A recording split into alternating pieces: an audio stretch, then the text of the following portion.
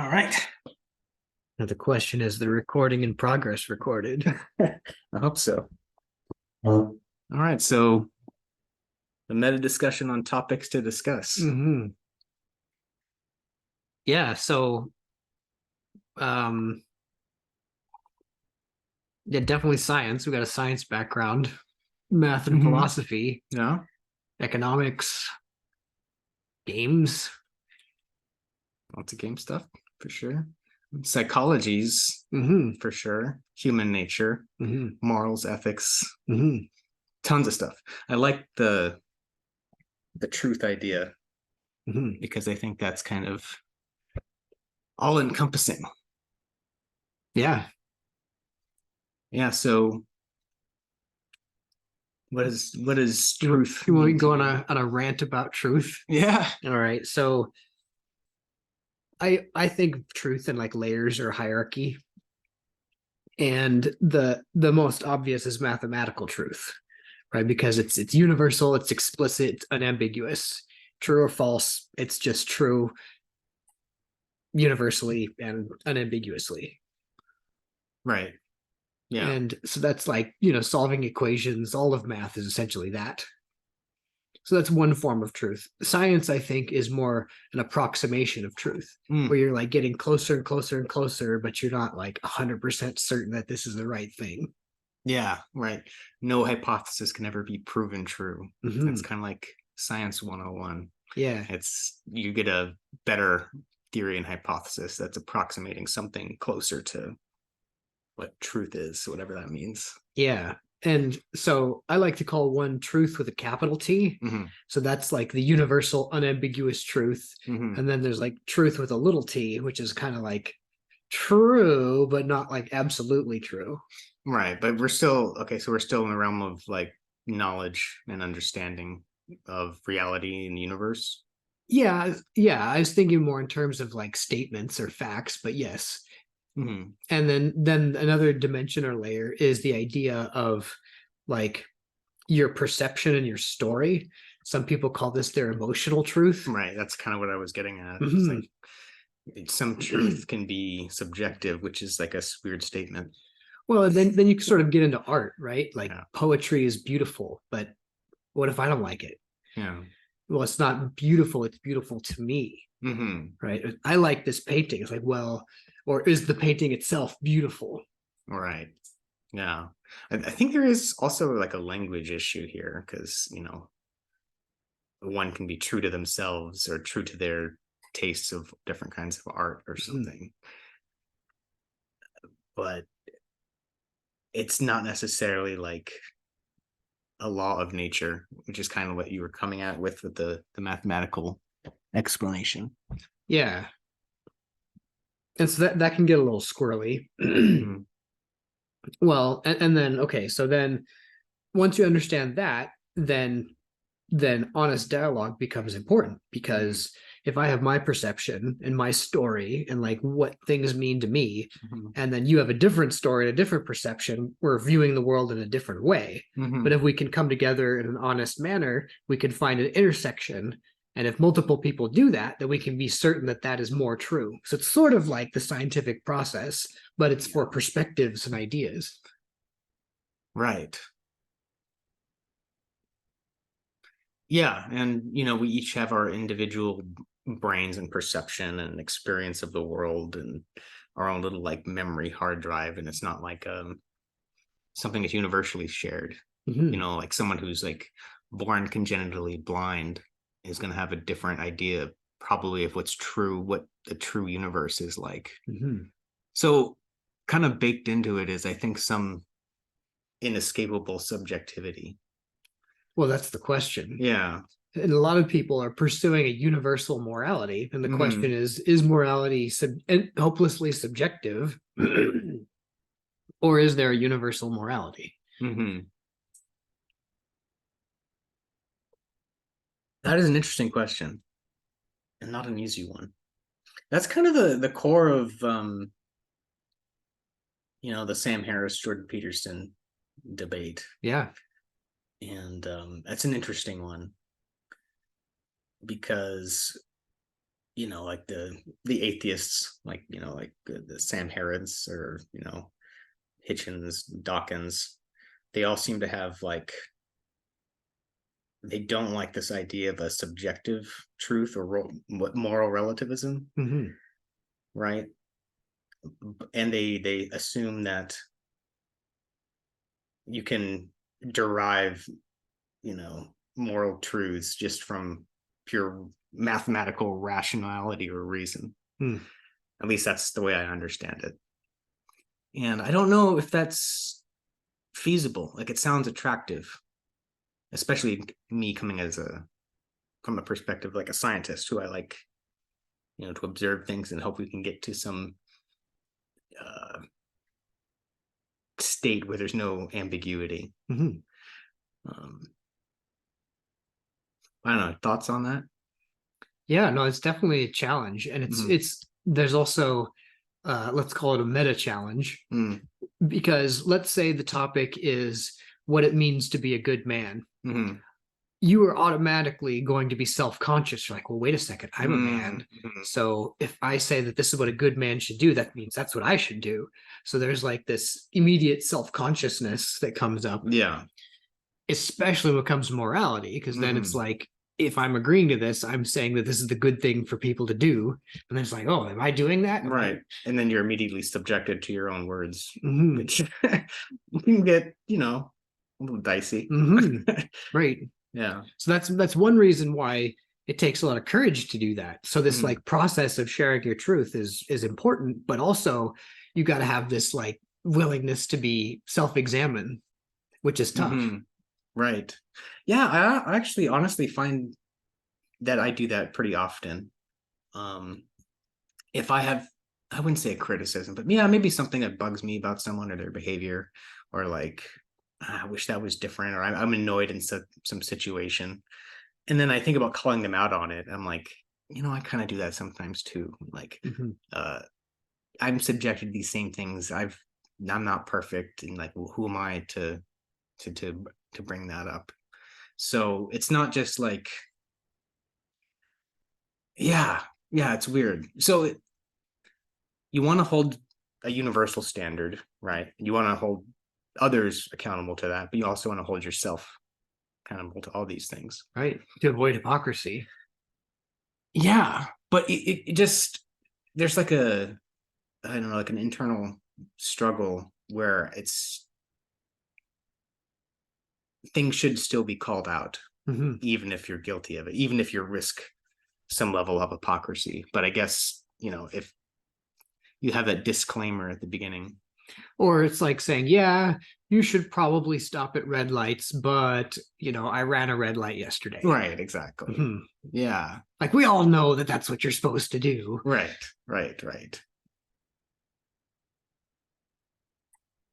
Yeah. Okay, this kind of went into some interesting like psychology straight from truth. Hmm. It's kind of interesting. Mhm. Hmm.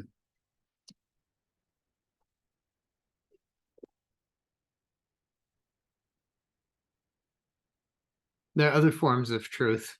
This is sort of echoing Peterson, that you could have a novel Hmm. that presents people in a portrays people in a true way, like their Mm-hmm. emotions, their interactions, and they actually show moral decision making. Mm-hmm. So, like the virtue of the story is true, like Harry Potter, let's say, Hmm. but these are fictional characters that in an imaginary Right, world. right. So it's not like true in a scientific sense, but it's demonstration of ethical principle. Yeah, yeah. To me, that's just like a strategy or tool to get it to communicate a message. Mhm. And I don't know if that message necessarily, it doesn't have that same like quality of like mathematical truth. It's more of like, it still has some like cultural stuff baked into it of what a good life is, what does it mean to be a good man. Mhm. Then you get in, I depending on the culture and place, those could have some different answers. And so to me, that's not, I guess it's a kind of truth, someone's idea. Maybe But call it wisdom. yeah, yeah, I think maybe that's better, because it's right? These stories that are supposed to help guide a good strategy. It's like, this is a strategy that has worked. These are some suggestions. And I don't necessarily, it's like, these stories that are communicating these things, I don't think this is necessarily like a universal thing either. It's approximating something. And like, they're almost like tips of like, this works well. This is like a just something to keep in mind. But, the world is complex and there's so many different variables. And, it's not as simple as, tell the truth or the boogeyman is going to get you or something. Brett Weinstein tells this example of the story that porcupines shoot their quills. Mm-hmm. So that's not scientifically true. Mm-hmm. But if you believe this story, you're going to avoid porcupines. So it might actually have some survival value believing in this story. So it's not true right objectively, but it's true in terms of adaptation and survival. Yeah. Not only is it a myth, like I remember even playing like video games where they're porcupines and they literally are shooting their spines at you. Like they're trying to dodge these things. This game is lying to me. Those Metroid creatures. Yeah. So I think I remember that example that Brett brought up. I don't know if it was Brett. No, I think this was actually Sam Harris who brought this one up. Was that you should always treat any kind of firearm as if it's loaded with no safety. And that's just so that it fosters good practices around firearms, right? So you're not looking down the barrel of the gun. It's like, it's not loaded. But if you treat it as if it is, it's helps your survival rate. Same with the porcupine thing. Don't put your face close to a porcupine. Keep your distance. So those are not, to me, those are categorically not true. They're like hacks to like make it easier to make wise decisions, right? Rather than little memory tricks. Stay away from porcupines. Bad things can happen. Don't look down the barrel of a gun. Always think that something bad could happen. Yeah. But in terms of like how those stories are or whatever, how are those like complementary to the truth? Well, the argument is that our lives are stories, like our ethics are communicated in stories. Is that just that's the way we're wired and that's how we can kind of like navigate the world given our senses and everything? So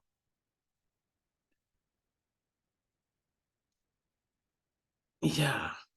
So I'm still kind of hung up on the idea of like these morals and choices being like a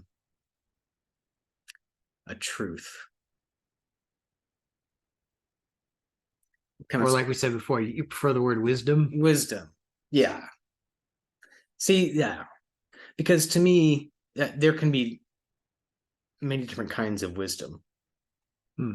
And you have experience doing education and working with younger adults. I think you have much more wisdom when it comes to managing groups of young adults than I do, for example. But not the authority. Yeah, that's another thing. But all I'm saying is that these like wisdom is more of an opinion. It's a set of thoughts and ideas. It's also contextual, which is why it's necessary to be embedded in a story because the situation, the context matter. Yeah, I agree. So when I think of things about like, all right, so like religion, like the Bible, that's what kind of what we grew up with. Like these are stories that have some kind of wisdom value in it. But there's lots of other religions that have stories and wisdom values and myth. Obviously, you're familiar with all that stuff way more than I am. But I don't consider any individual one of those stories or ideas true. I consider them like their wisdom in a contextual sense. Well, so the Joseph Campbell's project, Hmm. and this is also similar to Carl Jung's thinking, is that humans have a roughly universal psyche, Hmm. which means we have roughly universal myths, Right. and that those myths and stories can lead to something like a universal ethic. And so Jung called these archetype, Right. and then Campbell called it the monomyth. Hmm. Yeah, but I still think those are pretty macro level. Like there's like general concepts that are universal to humans. Things like love and um, empathy, fear. I mean, that's not really a value, but these are all common things that we have as humans. But then how to conduct yourself in a society, you know, I feel like that could be radically different based on the cultural context, the resources. If you are surrounded by enemies or friends, and if lots of things that can form religion and ideas. Um, so I think I kind of think of the Campbell and Jungian thing as like a macro level kind of guiding thing that is applicable to humans widely. But as you go closer and closer in on like a tribe, a country, a nation, the world, or a family, like there's different levels or hierarchies that have their own kind of modes of operation and needs depending on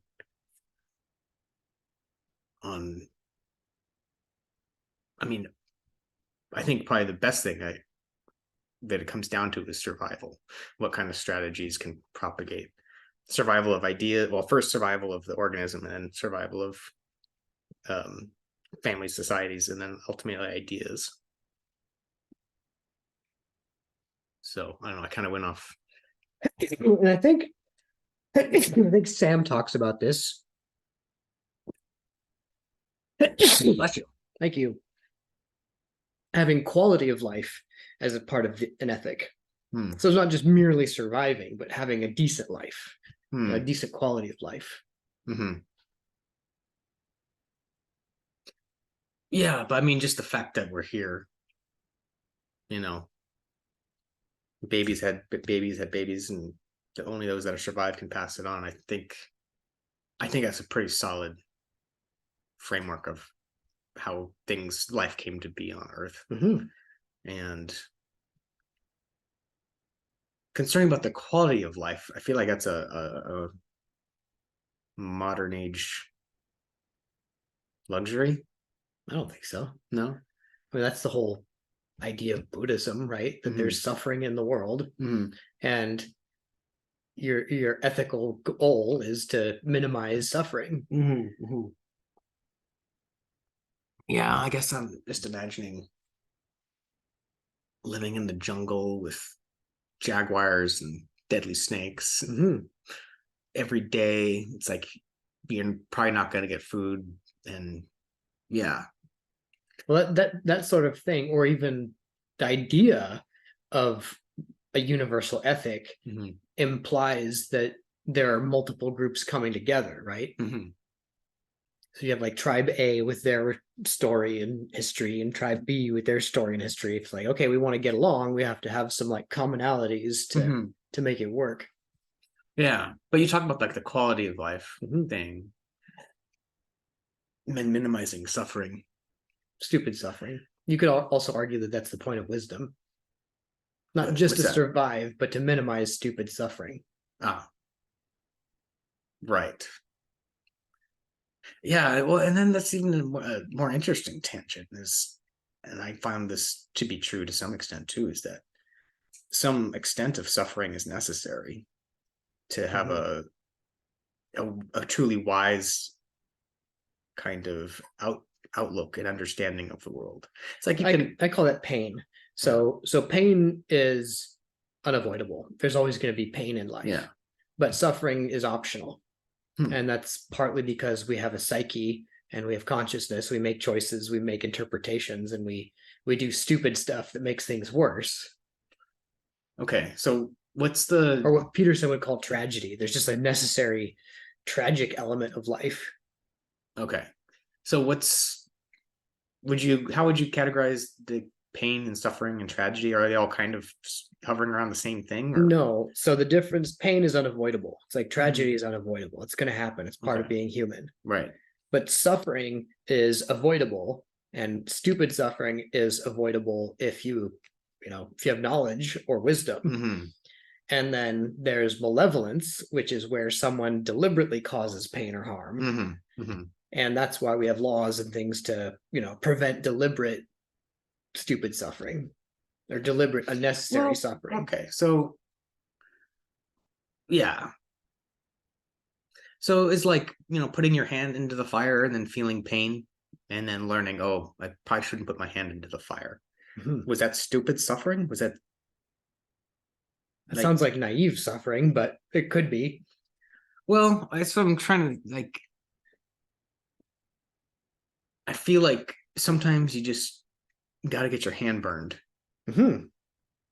A part of the exploration process. Yeah. Mhm. And maybe it's stupid but what I also, I guess, think is stupid, in my opinion, this is kind of how I've managed, or not managed, but like navigated through life, is I'm always like, I'm not super trustful of people in general. Hmm. It's like, I need to see the data, or I need to like have some sort of empirical record. But if someone just tells me this is the way it is and this is how you can be wise without being stupid and follow these guidelines, I always have one eyebrow up and like, I don't know. And I'd rather put my hand in the fire and confirm, Mhm. the story that's been told. Mhm. So I don't know. Maybe that is stupid suffering. Maybe I didn't need to like personally put my hand in the fire just to confirm. But Like reinvent the wheel. yeah, Mhm. maybe. Um, but there's some kind of like certainty That you get out of that that for you get sure. out of it, right? You Yeah, have I to mean let. that's like for most people, the way they do math is just unconscious. They just Mm, like follow a process, get an answer. It's like, okay, well, why did you do that? I don't know. That's just how it works. It's like, yeah, well, if you're a number scientist, you want to know why it works that way. right. Yeah, totally. And I'm fascinated with how things work. Mhm. And even like tools that I might use, like I want to know how the tool works. Mhm. It's like, okay, I got a drill, it spins.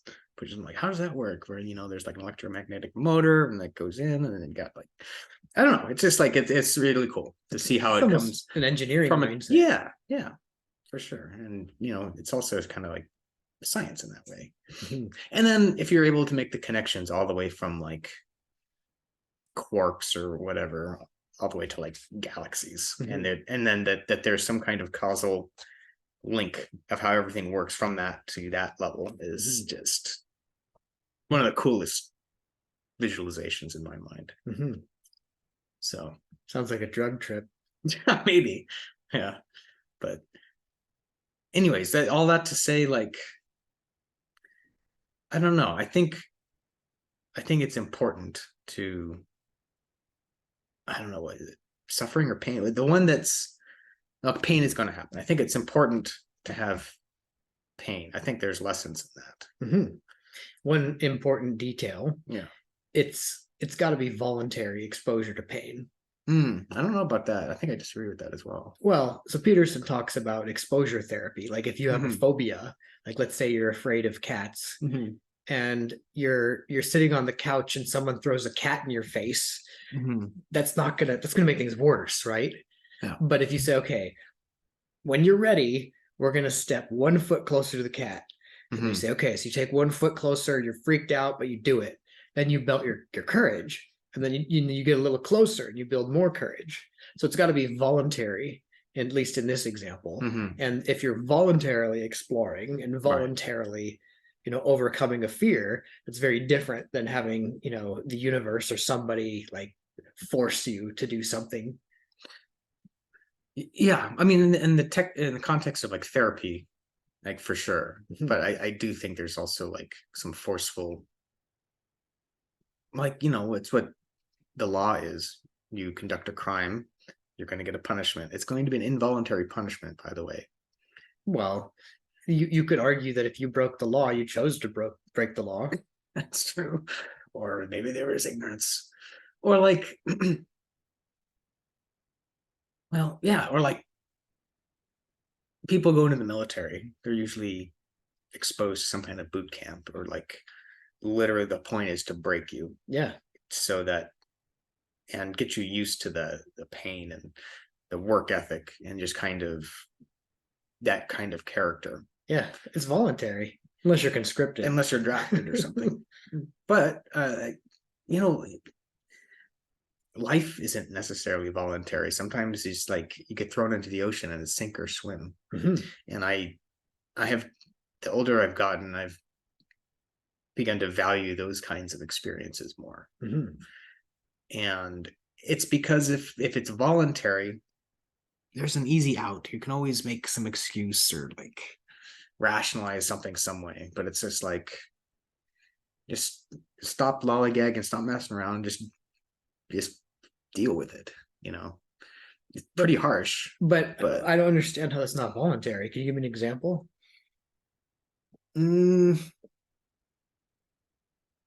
Okay, well, how about when you're raising kids, or like when we were kids, or someone else was, you have chores, right? These were not voluntary. Mhm. You go to school, that was not a voluntary thing. Compulsory. Yeah. Mhm. I think these are good things. Mhm.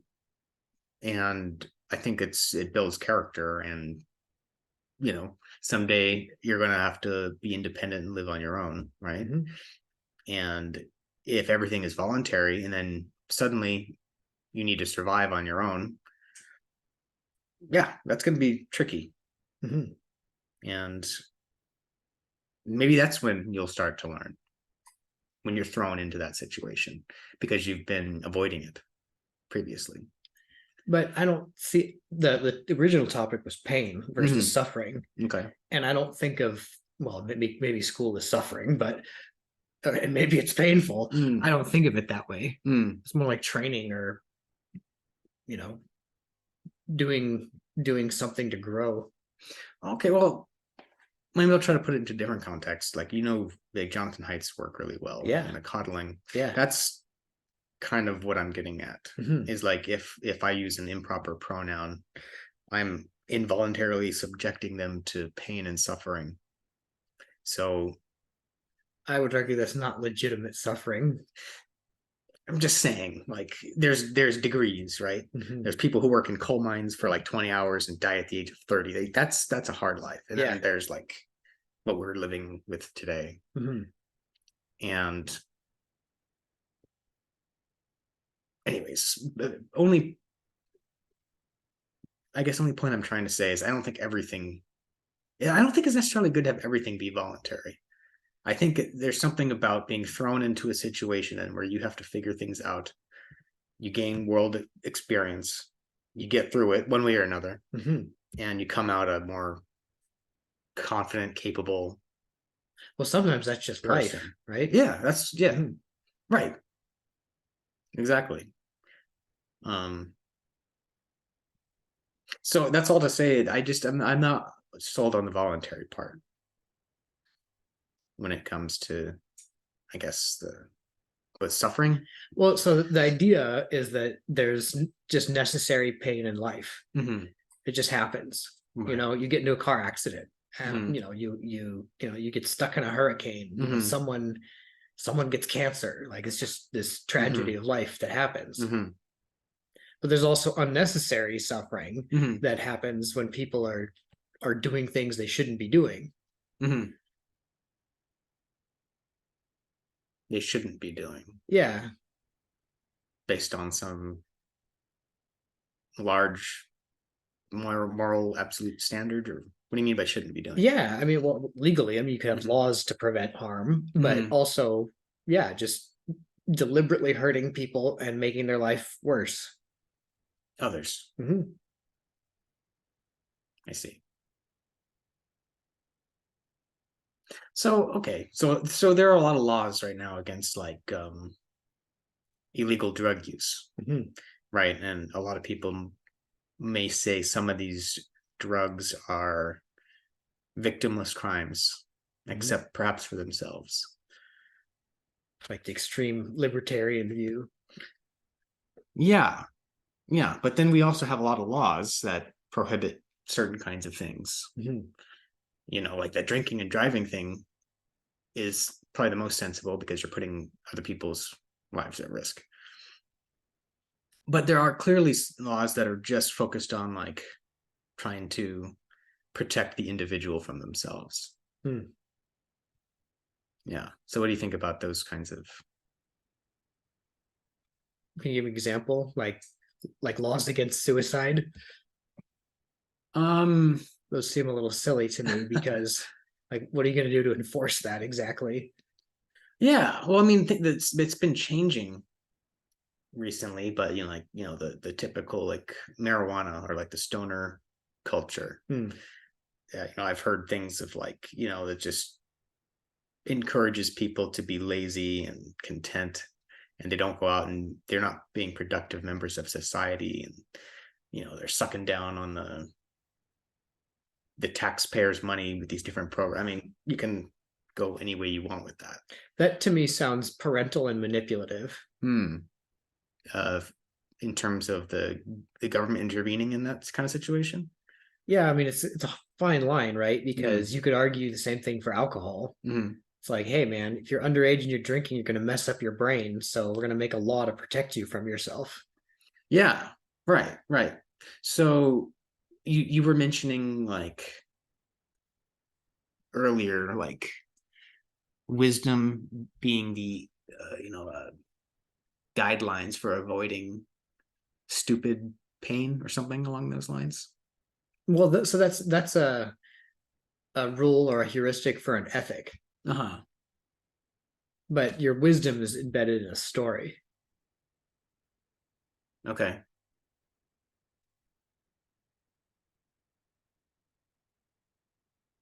Can you expound upon that? Well, so like the idea of a story is you have point A to point B, and you're trying to, get to this goal, and you're going to encounter obstacles along the way. Hmm. And the question is, what do you do in different situations? Like, what's the ethical choice in that situation? So it's portrayed in the story. Hmm. Okay. So if you make just like an app, like a rule, like don't drink alcohol if you're under 18, Hmm. that's not a story. That's just a rule. Yeah, but I mean, there's a reason for that, and it's because when you're a child, you don't have the wisdom to make correct decisions, whatever that Mhm, means. mhm. Um, So if you're making it into a story, you could have a situation where, someone's 17, they're at a party, and someone spikes their drink and they drink it. It's mhm. like, whoa, they broke the law because they drank alcohol. It's like, yeah, but they Right. didn't do it voluntarily. So it's not like they're guilty of a crime. Yeah, right, right, and that's when courts of law are sensible, where you can take these things into account. Um, Especially if you think you accidentally killed someone, then assist them in a suicide, but you didn't actually kill them because somebody else set it up, but they didn't set it up right. what is this, like an Epstein story or something? That's the knives out thing. Okay, yeah, right, right. Well, that's entertainment. That's some good fun. Well, we're The talking about drama. stories Yeah, and, yeah, and like yeah. demonstrating moral value in Right, in a narrative. right. I think the reason that's so fascinating is these people are just nasty people. Yeah, It's like a Game of Thrones kind of thing. right. But I mean, that's all morals, right? It's showing you corruption versus virtue. Yeah.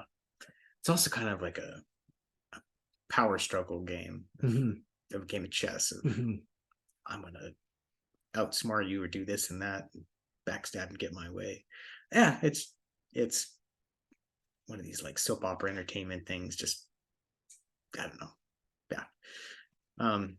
Anyways, I kind of want to get back to because I'm not totally sold yet. I think On what?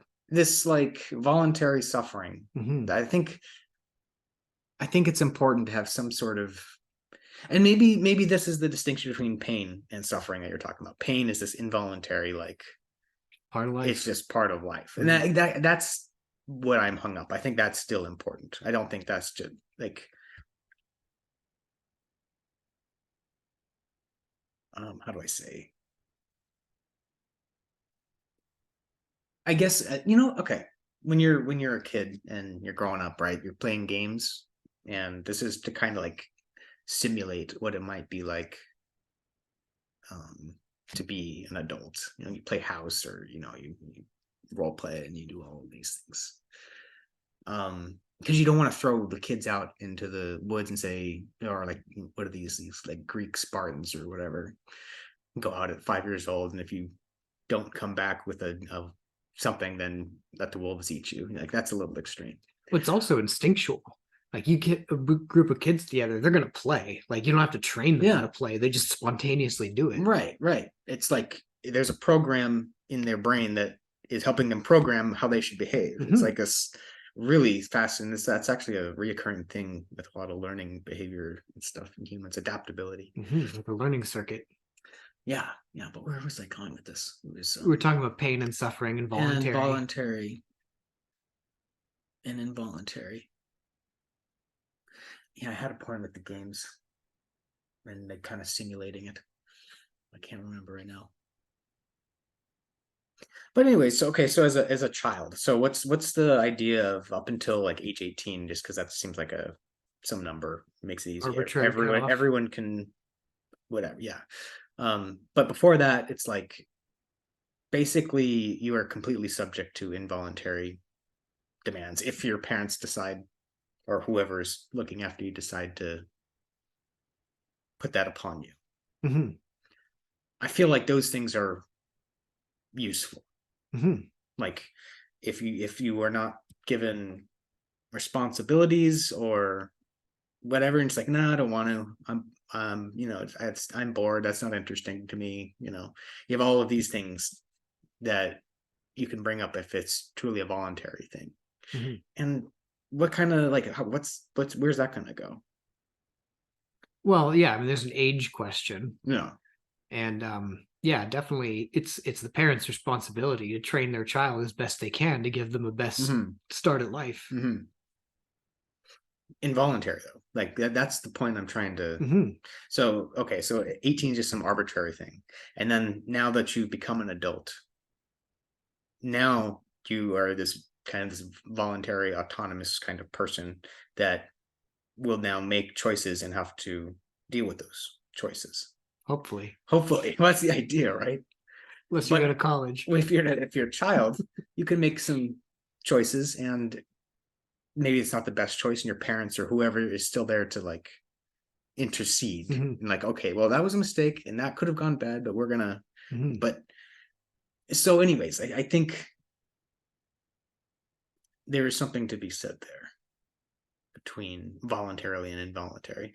And let's talk about these different cultures too, which seems to be something that's not in modern culture anymore, which are these kind of rites of passage. Well, hold on, let's go back. Yeah.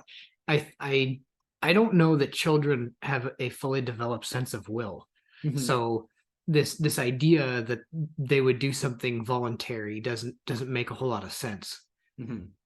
Like they don't make, I mean, they have a choice and they make decisions, they can, but they have like no. So as an extreme example, right? An Mm-hmm. infant, you're not going to ask them if they want to eat or not. They're just pure reflex, right? They're not. Oh, infants. Mhm. Oh yeah. Mm-hmm. Mm-hmm. Right. And the same thing with someone who's older, right? Like their mind is fading, and Mm-hmm. it's like they're not making choices the way a healthy adult would. Mm-hmm. So there's a development that has to occur before you have the ability to take responsibility. The ability to take responsibility. I mean, isn't that what kind of like? So okay, you're talking about like the physically Just choice being and able, will. choice and will. Mhm. Okay. Like I'm choosing to do this, and I'm going to see it through to the end. Like for kids, normally it's like, oh yeah, I want to do this. Oh no, no, I want to do this. Oh no, no, I want to do Oh, that's this. dumb. And then it's like, oh, okay, if you don't want to do that. That's the thing, is like I just don't like the oh, okay, you don't want to do that, then you don't have to do that. How about this? Like, it's this coddling Mhm. thing. It's this spoiled, you're getting spoiled if you just leave it everything up to a voluntary thing. Well, and I would add the reason that it's not good is because it's not good for the child in the long run. Mm. So then you could weigh like, temporary discomfort for a long-term benefit. And that's a Mm. good definition of wisdom. Yeah. Yeah. Even so much so that, like, as an adult, once you understand these things, you intentionally put yourself into painful, Right? difficult situations because like, I've been going running, Mhm. like, and sometimes it totally blows, Yeah. but afterwards it feels pretty good. Mhm. And that's just an example of, if you're not like forced into those situations as a younger adult, you don't, all you do is you have a little bit of discomfort and then you immediately, but if you're just like pushed through and like, no, you have to, and then you get to the end of it, it's like oh, okay. It's a proxy because you don't have that capacity as an adult. The adult has that capacity, but as a kid, you don't. So you need like their will Well, to even the like adult might not have the capacity. well that yeah, I it mean, could if be. they weren't exposed to those things as a child, right? If they're totally called at every single step, and there's always an exit door, and there's no real responsibility we're holding you to. You can anything you want, think whatever you want. You're perfect in every way. Mhm. You know, as an adult, they're not going to be the kind of, in my opinion, person that are going to make those kinds of choices that we were talking about. Well, yeah, but they still have the capacity, and if they really put a lot of effort into it, they can shift their habits. It's Oh not no, going to be pleasant. I know. Like, okay, it's possible, but I feel like someone like that who has developed that kind of mindset, they need to be thrust into something. Hmm. I like, they need a kick in the pants. Mhm. Like, they're not just going to decide one day, I'm going to work really hard, but even though I've never really suffered like true difficulties or pains or whatever, I'm gonna make that decision and go straight. Like, the probability of that happening, it's not zero, but that's very low. It's pretty rare for sure. Yeah. Now I'm reading this book about David Goggins, Yeah. and that dude's Exactly. intense. No, exactly. That's exactly what I'm talking about. And he's like, every morning I wake up, say, bitch, get to work or whatever. It's like, jeez. Get So to it. so that's Stay hard. that's yes. So that's the mentality that I'm advocating. Yeah. I think he's probably at the top 0.05% of Oh, yeah, right. Yeah, but that sentiment. And yeah, go ahead. oh, I was gonna say one of his taglines is he's uncommon among the uncommon. Yeah. Right. I think, yeah, well, anyways. So that's the point I'm trying to make. That you can't leave too many exits, or like, this Magellan thing, you burn the ship down because it's like, nope, no way back. We're here now. It's like, suck it up or die, basically. Mm-hmm. Um and that kind of motivation can push people to actually like stop spinning wheels, or like thinking about every possible scenario that could happen, and I should do, and everything is just like a hazy, like a field of options and opportunity and probabilities and possibilities. But then as soon as you just like bring the hammer down, it's like you have a lot fewer choices, and you have to deal with it quickly. Well, and or you could get traumatized. Yeah, Like if post someone traumatic kind of. is put in Yeah, a situation like that, they might rise to the occasion or break. that's very true. No, that's a very Right, good that's the point. sink part of the swim. Yeah, yeah, right. Yeah, it's complicated for sure, because you're right, sink or swim. But it's almost like, maybe this is where I was going out with the game thing. It's like, it's sink or swim when, like, a parent throws a child into the water where they can't swim, but it's not really going to be sink. Like, they're not going to let the child drown. Right. That's what I meant. It's kind of like a Kind simulation. of like a sandbox. You have to believe that these are the stakes or whatever. Yeah. Um, just to get that kind of sense of urgency or decision making or discipline, or I don't know what it is, whatever those characteristics that come out of those kinds of experiences. It's a good thing. Yeah. What are you thinking? I'm still thinking, as an adult, if you choose to do something voluntarily, like David Goggins, like he voluntarily faced the pain, and that he constantly is talking about that every day you choose to experience pain. Right. And that builds your will. And his philosophy is, because when it comes along in life, as it inevitably will, you'll have the strength to deal with it because you've already made yourself strong. But or use the word hard. Yeah, hard. And yeah. But in his early life, I don't know all the details, but I've heard him talk about it. He was abused. Yeah, this is not a voluntary kind of situation. Right. That was not good.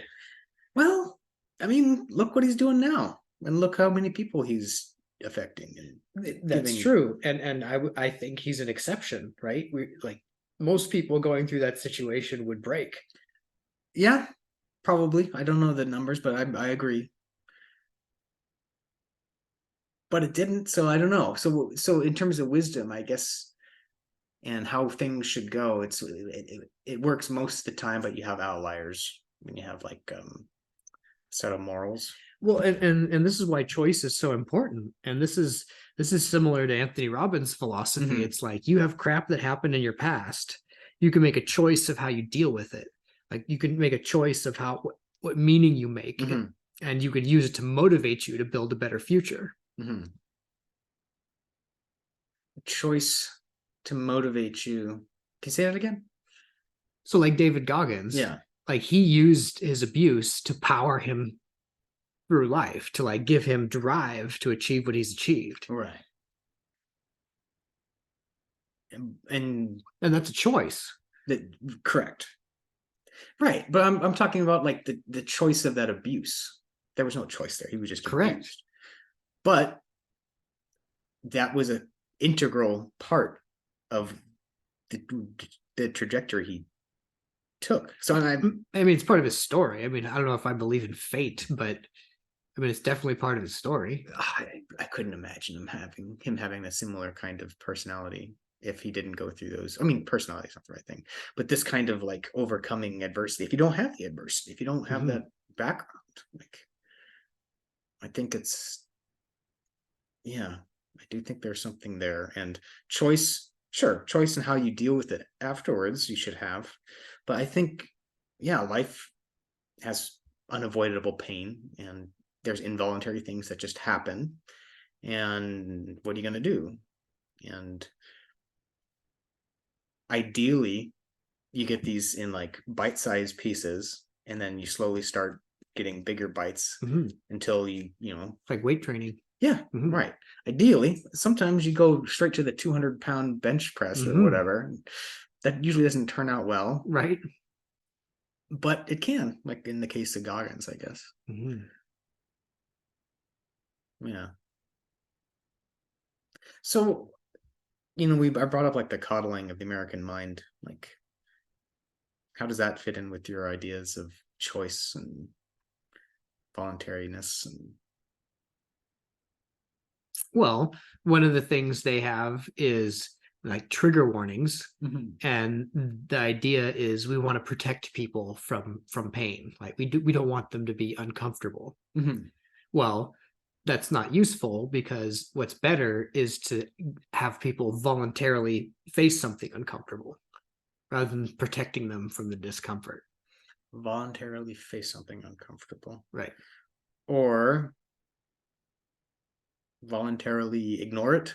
Like maybe they don't have to like fight it or something. Right. Or whatever coping mechanism that they can deal with. Yeah. Some strategy to resolve this discomfort. Right. Yes. I totally agree. And that's the same thing. It's like trying to like not expose people to something that's uncomfortable. That's what I mean. Like it should be an involuntary exposure to something. Then your choice of how to deal with it should be your choice, not like this is the way you have to deal with it. Mhm. That I agree with. But like life and pain, that's just gonna happen. Mhm. And I feel like protecting people in that way, it's almost like, I think we maybe talked about this before, but like an immune system response. Mhm. If you just disinfect your whole house and kill every single germ, you never go outside, and you live in this like, you know, bubble of just clean room, you get all sorts of weird immune disorders because the immune system kind of needs to get exposed to stuff to keep its system working well and build up the antibodies. And so you need that constant like just crap from the environment trying to get in to keep the system working as it's designed to do, because we're designed to survive, and that's one of our survival things.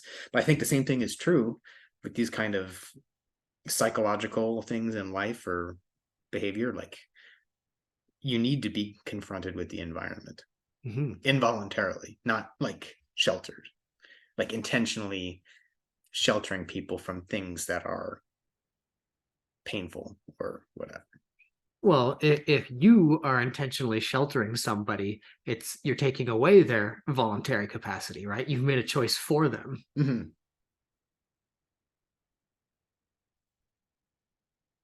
So your options, like as a parent, might be do nothing Well, or right, give them encouragement to face something uncomfortable. right. Or it's, you know, like in the case of Goggins, you could go one route, which is to take this involuntary abuse and do this, or you can get PTSD. So I'm guessing, Well, the probability of PTSD is lower if it's voluntary. Hmm, what part? So let's say you have like 100 troops. Yeah. And 50% of them are, they volunteered to go into the military. Like Right. their family is military. They're like, I want to do this. Mm-hmm. And the other 50% are conscripted. Like they're forced to go into the military or they die. Yeah. And you can imagine these 100 men go into a combat situation. Mm-hmm. The people who were forced into the military will have higher rates of PTSD than the people who voluntarily chose to be there. Okay. They have data on this? I'm almost certain. And it's the same thing in education, right? So if someone voluntarily says, I'm going to take this class because I want to learn about this, another group of students say, I have to take this to complete my degree. I hate this, but they're making me do this. The students who are voluntarily there are going to do a lot better than the ones who aren't.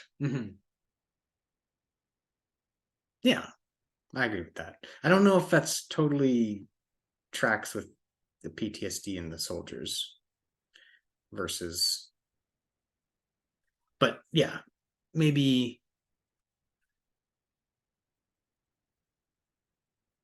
Yeah, I mean, I guess I would say it's still pretty complicated.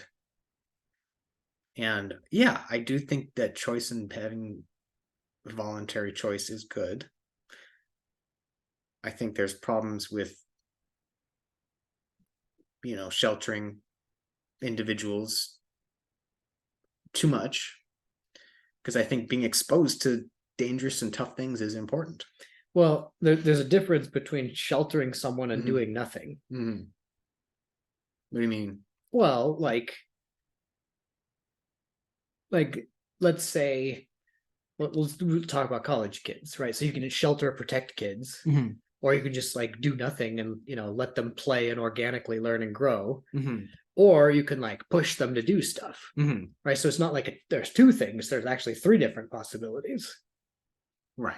So it's not that if you're failing to push them, you're protecting them. There's also the do nothing option. Right. So there's spoiling, being neglectful, or being overbearing, I guess. So are these like the three different like parenting kinds of? Yeah, I mean, all those have negative connotations. So Okay. and so the question is, and it's different. I think developmental psychology for kids is different than like people in the military. Sure. But it's the same idea, I think. Okay. So if you overprotect people, you stunt their growth. Right. If you compel people, you either create resentment or you break their will. Mhm. And then there's like the libertarian option of, just let them do what they're going to do. Yeah. It's interesting. Compel people.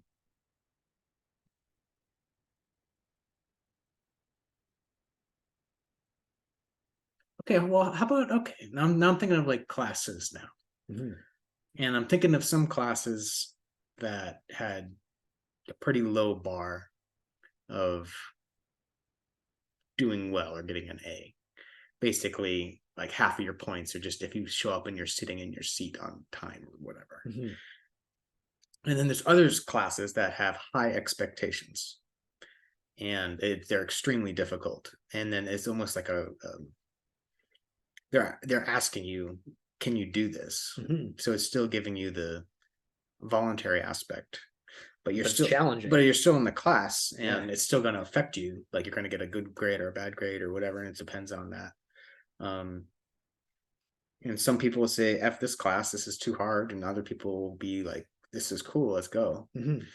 Let's go. Yeah. So to me, that's an interesting balance between subjecting someone to something that's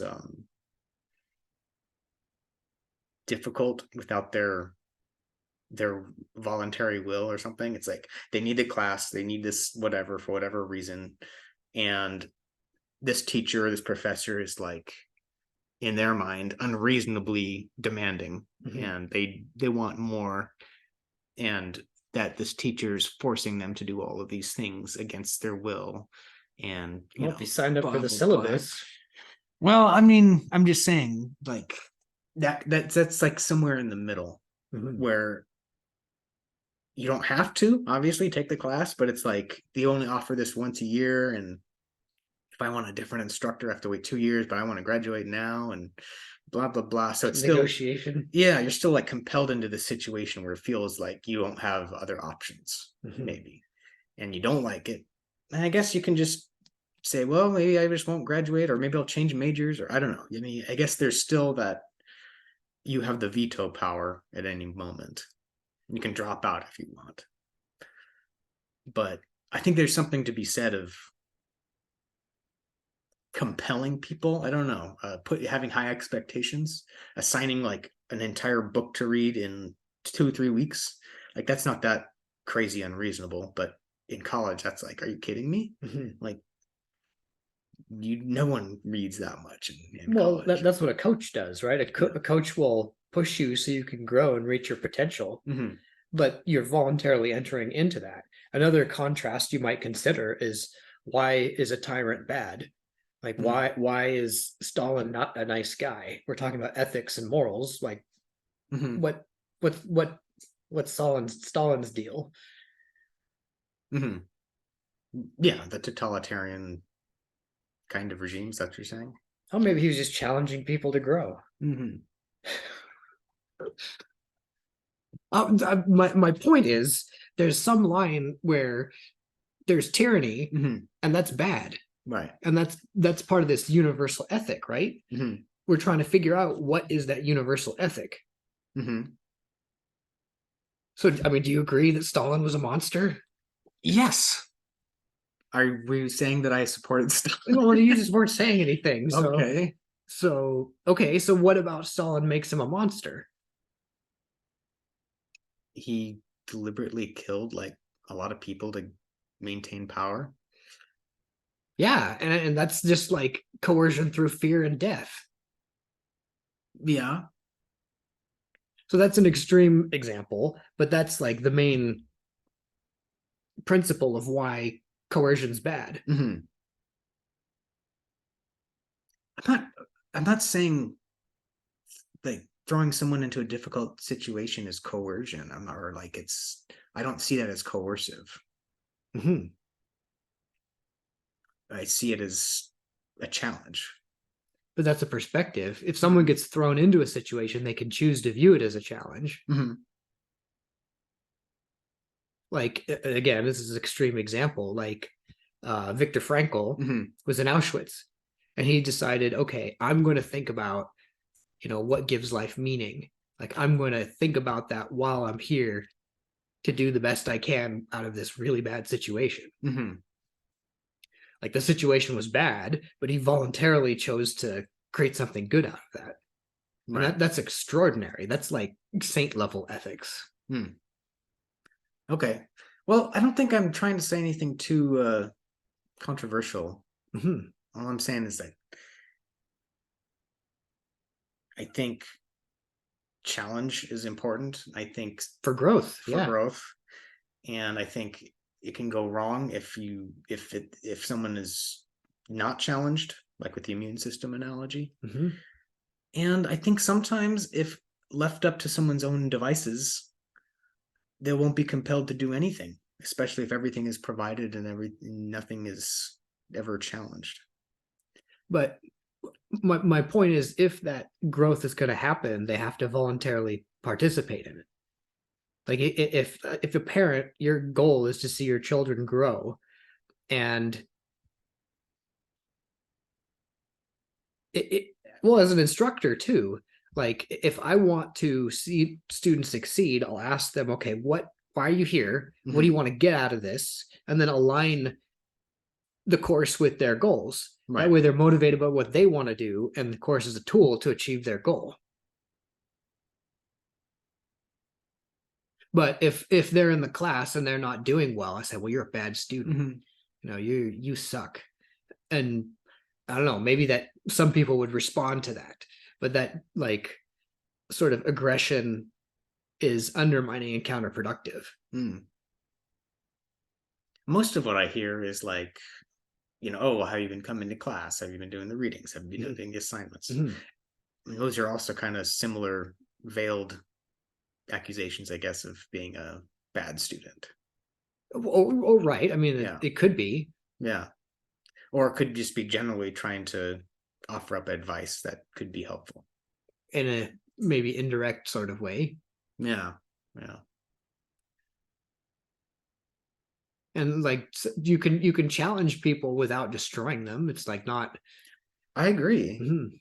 Yeah. I mean, I, yeah. But I think there's something to be said about being persistent and not doing this like coddling thing. Well, it's challenging because, like, as a parent, you want your kids to be successful, and they have, number one, a temperament, and Mm-hmm. number two, they make their own choices. Mm-hmm. Like, if your kid's an introvert, it's like, well, I want you to be an extrovert, so you're going to go to drama and you're going to Mm-hmm. go to all these parties. Of And they're course. like, but Right. I don't want to. You're probably going to be counterproductive. It's probably going to do more harm than good if that's their temperament. It depends. I don't know. It depends on the context. But Could. I think pushing people into their outside of their comfort zone can be helpful. And it can be damaging, as we just said, traumatizing or empowering. At least, I guess for me, it's like at least expose people to things so they can get their own assessment. But if they're not exposed to things, they won't have anything to base their choices off of. Mhm. And if you're an introvert and you don't want to play on the baseball team because you're shy, well, maybe maybe you need to put them in that situation. It's like, I don't know. I don't know. And it can go bad both ways. Um, but it's interesting. This is the kind of the topic we've landed on when we're discussing truth. Well, ethics, Mm-hmm. right? Ethics. Mhm. Yeah. What is a proper form of behavior within a what society? Ethics. Mhm.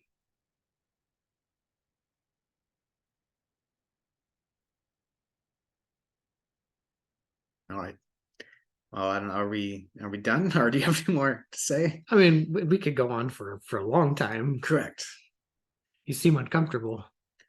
Um, well, you were looking at me not saying anything, and didn't know where to go. Okay, fair enough. Yeah. So I should do the opposite, not look at you and say a lot of stuff. Sure. Just speaking my mind. Uh-huh. That's what you do in a podcast. Yes. All right. Well, shall we conclude then? All right, let's do it.